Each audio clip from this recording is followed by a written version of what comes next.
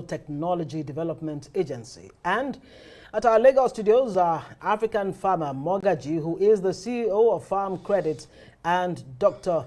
Olukayode Oyeleye, who is a veterinarian and expert in public health, agriculture, food safety, and the environment. Thank you all, gentlemen, for joining us on Newsnight. I mean, this is a very important issue before us here. But I'd like to start with Professor Abdullahi Mustapha, DG Biotech. We heard from the DG of NAFDAC there saying, well, we think GMO is not safe. Help us understand exactly what GMO is, and is your agency involved in any kind of research to, give Nigerians a clear understanding of what GMO really is all about, the safety and otherwise? Professor Abdullahi Mustapha. Okay, thank you very much. You see, genetically modified organism is any living organism that has been modified through altering the DNA to improve in the quality or to protect it from either insect or drought in terms of crops. And it doesn't stop there. There are so many ways that you can improve the gene of an organism to be either resistant or to improve the quality. I'll give you an example, maybe upside the crop using insulin. Insulin is genetically modified. You're using it and then nobody is even saying anything about it. And for sure I know NAFDAC has approved the use of insulin and it's still GMO. There are so many other things like that.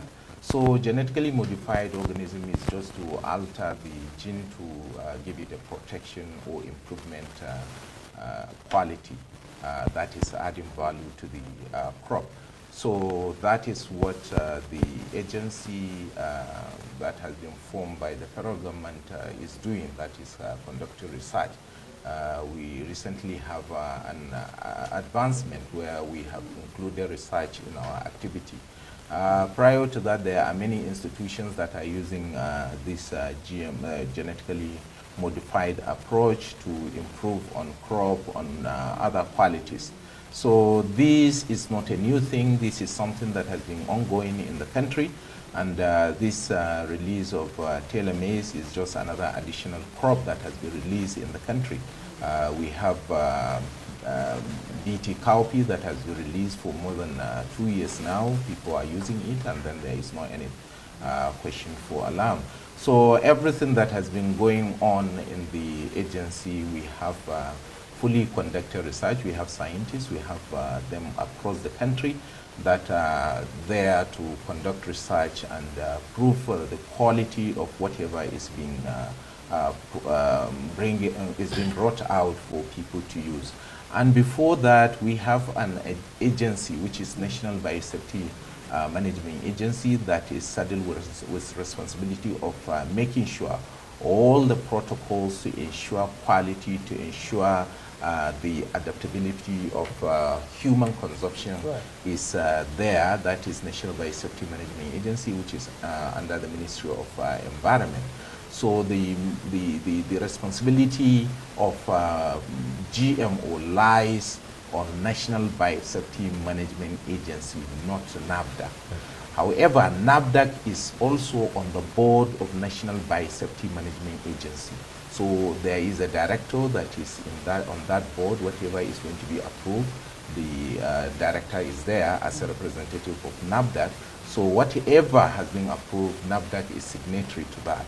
So we have this kind of protocol that we follow.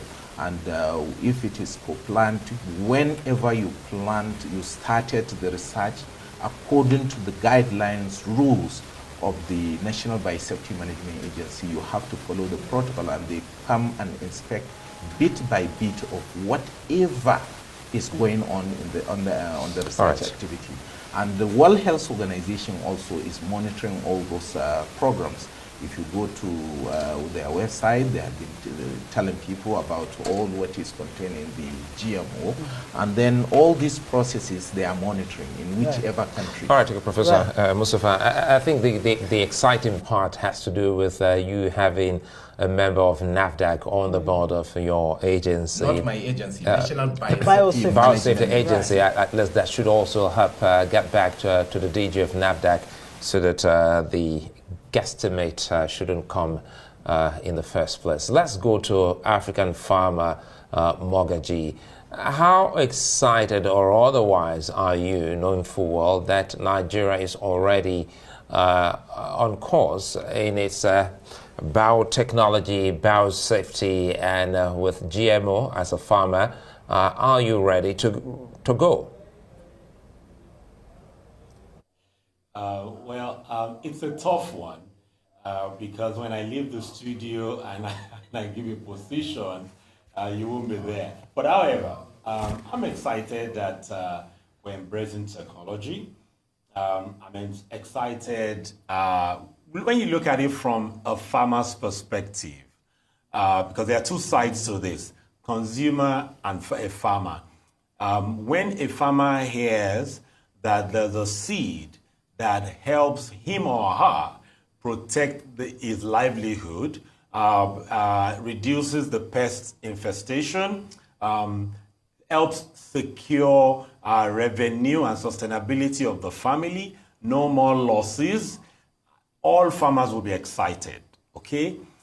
So when you look at the consumer, especially the elites who are traveled or exposed, they talk a lot about data that they've read, not necessarily facts and truth. So bottom line is the average farmer in the country, looking at what we have all gone through in the last 3-4 years, is excited.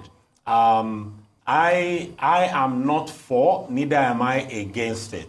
I will eat GMO foods at any point in time. I can say you and I, and most of the elites, have been consuming GMO for well over 15 years, in fact 20. And so a lot of the things coming out are not facts, real facts and truth. So yes, for any new technology, none of us is carrying Nokia 3310 around. We're going with our iPhones and Android phones to be able to do new things. So bottom line for me is, with the delicate food security challenges that we have, we may need to embrace GMO.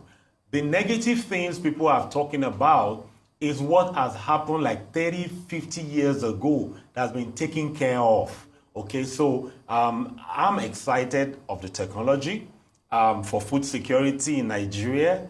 At the same time, GMO also gives us a choice.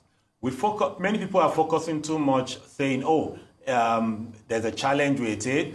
But because there's GMO, that's why organic is also going higher. So there's choice here now. Thank you. So let me bring in Olukayode Oyeleye. I mean, you're a vet doctor, and I do understand that the first GMO, carried out on an animal was as far back as 1973.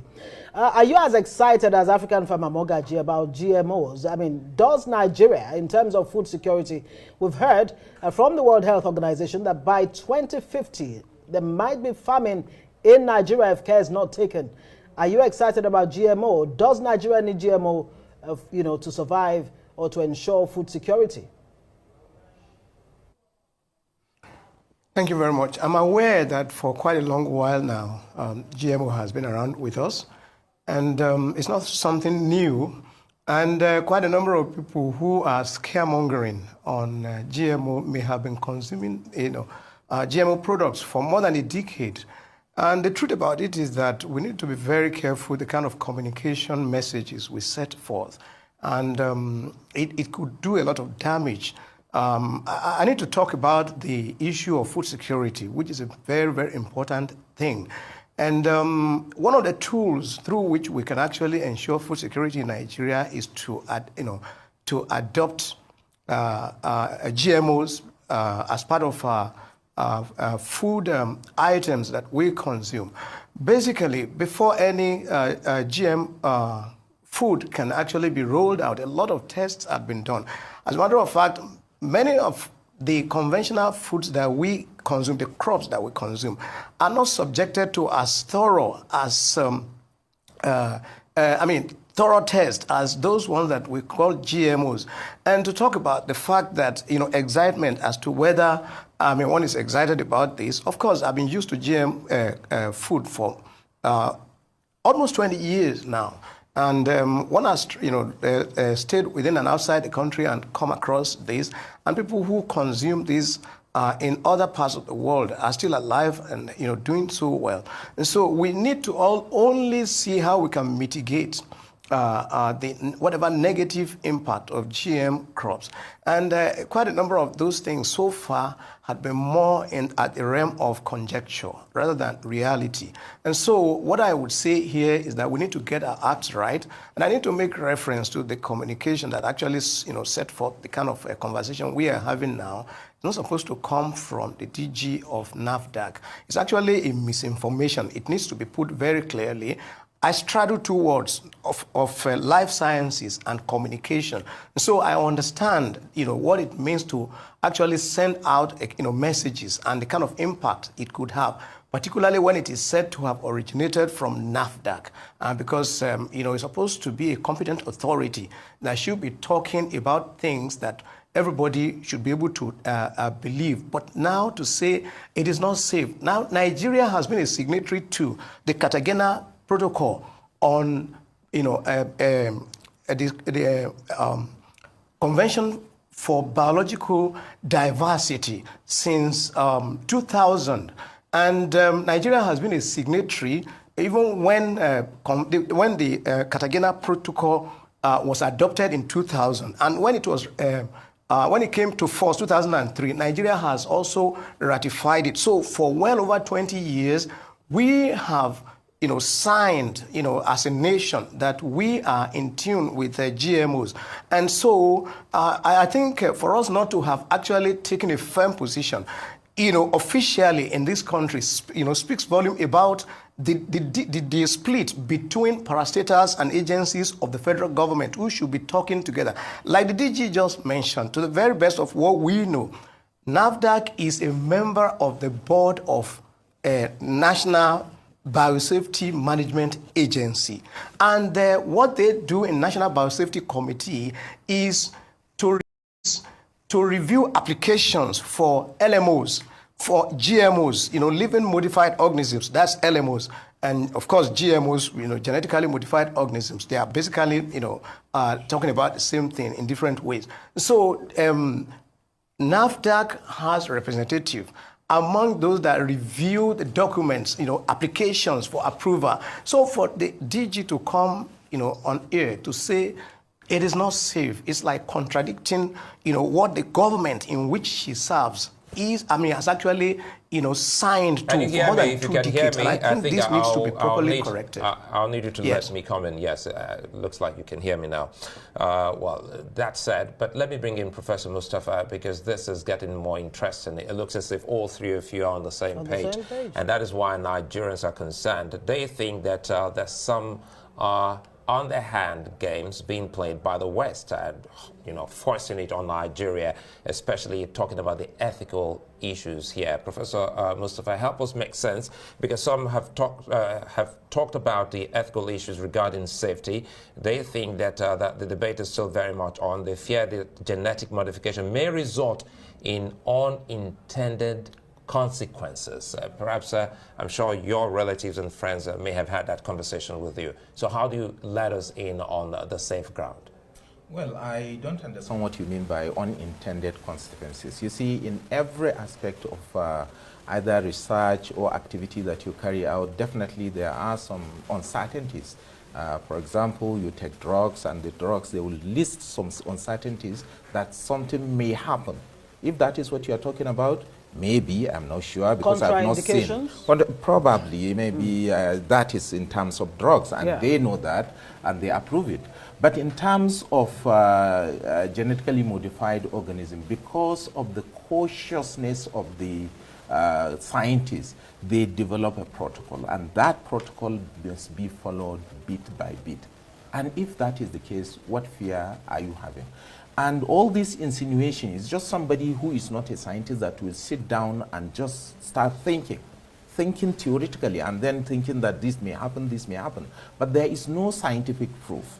If there is any scientific proof, maybe any scientist across the globe, not only in Nigeria. Mustapha, how do you explain this to Nigerians or people watching, especially when you've seen, because I may not know what's going on in your laboratory, you may not know what's going on in my laboratory, whether I'm following the protocol or not. We've seen some, foods specifically being shown, across the social space where people have said, well, they were made in error to the extent that they were not good fit for consumption.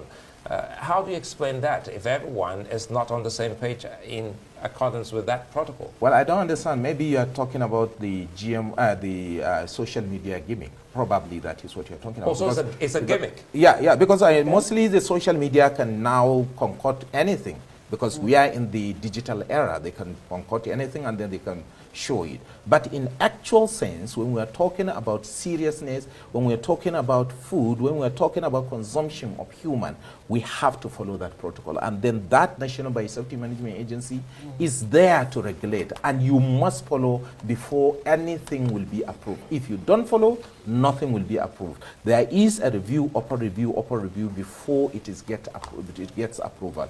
And there are protocols that are followed worldwide. That must be followed also. And then I have told you there are so many scientists across the globe that are watching.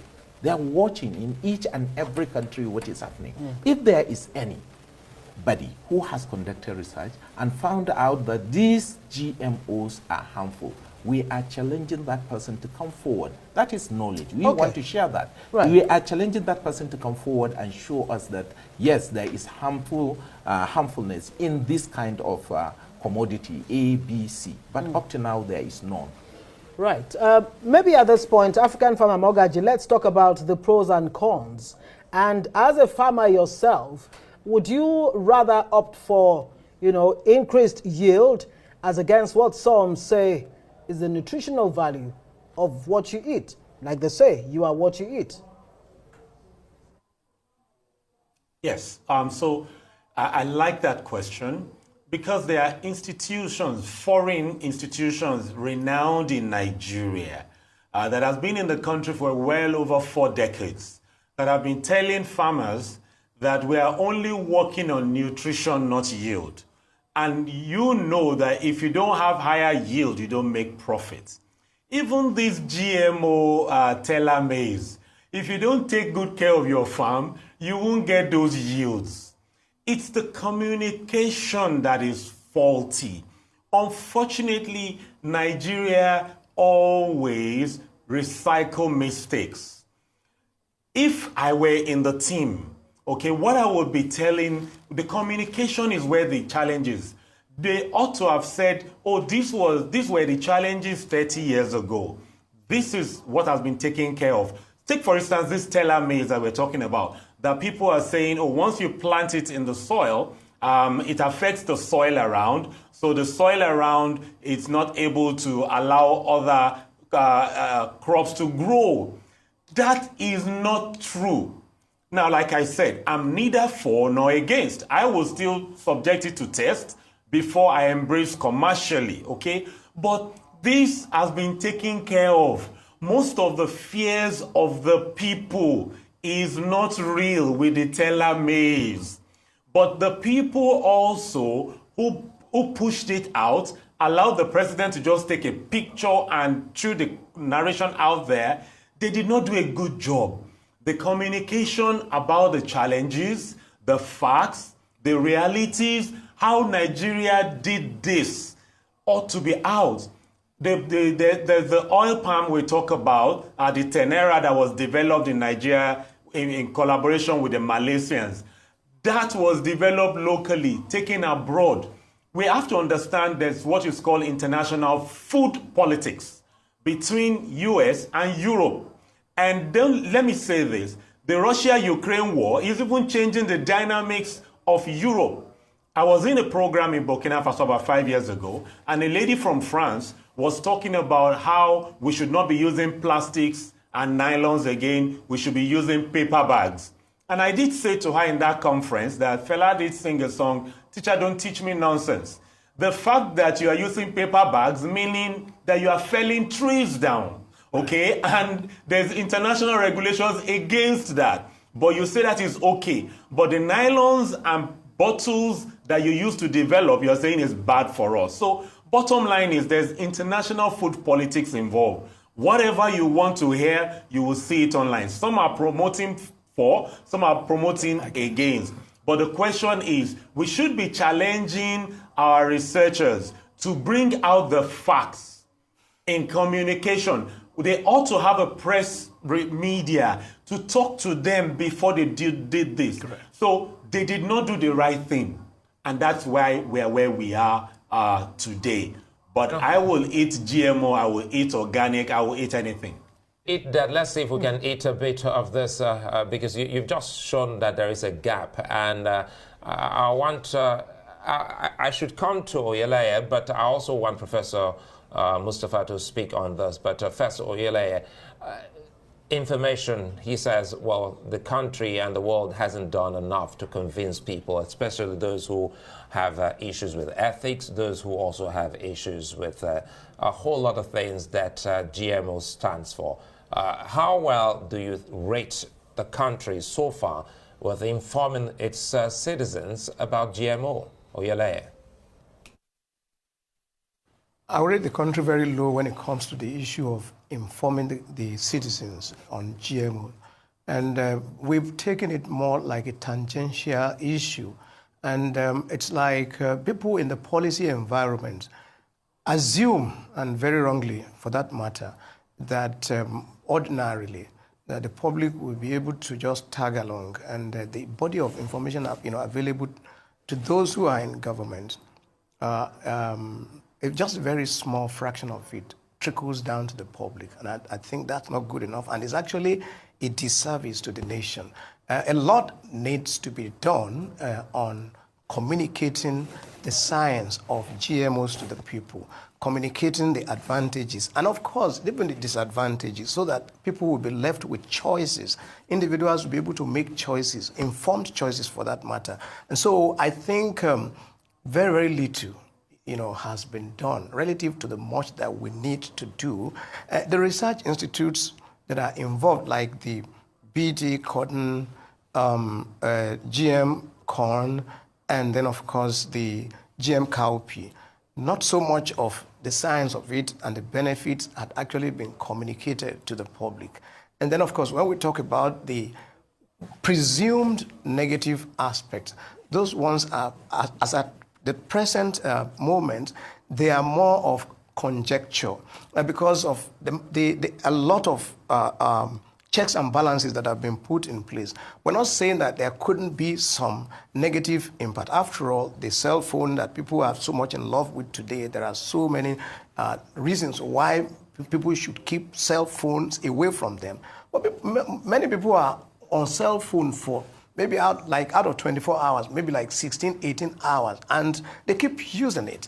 And so, I mean, that's just a typical example. And we can mention some other things that we use or we think our lives depend upon, product of technology presently, that have some harmful effects, but people still make use of them. So on the issue of GMOs, a lot more needs to be done. The government needs to engage the media positively and deliberately, to an end. And that end is getting people well informed so that they could be able to take informed choices. And I think this is very, very important. Well, you can't really blame the conventional media if they try to hype, especially when people are trying to sell headlines. So it's understandable from, a business point of view. But again, if we talk about patriotism and love for the country and also contributing to the drive towards food security, helping the government in some ways, especially to be able to translate products of what the government has spent a lot of money upon in research, I think the media too, I'm talking about conventional media,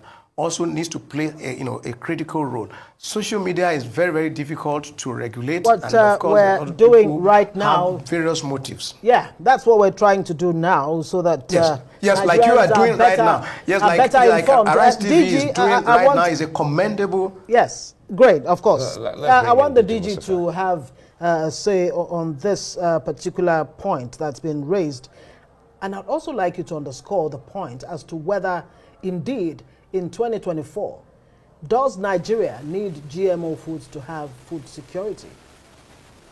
Yes, of course. Let me start by talking about the advocacy that we were talking about. To be honest with you, there is no day that we have not engaged people, public, in terms of advocacy from our own agency to make people informed, to have a knowledge about the GMO and what we are doing in the laboratory, not only GMO, but many other things. And what we have been doing, we have been engaging with traditional rulers, policy makers, journalists,